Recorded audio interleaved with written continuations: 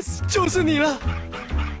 成立35年的杯子剧团，除了希望透过这戏剧来激发孩子的创造力跟想象力，现在更打造出了一个剧场，让观众呢可以更亲近戏剧。想知道鳄鱼的晚餐吃什么？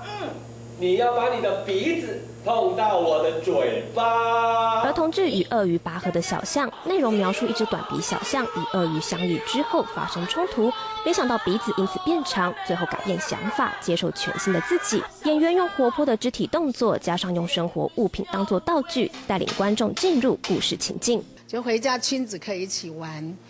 道具就在你身边，但是创意是无所不在。国内唯一的黑光剧团杯子剧团走过35年，现在打造出杯子剧场，让观众可以更亲近戏剧。你在小剧场看我们的戏，等于是大剧场的 VIP 席，演员就在你的前面。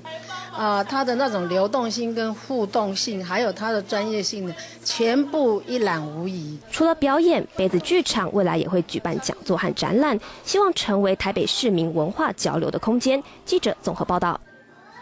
台中新社花海节在双11这一天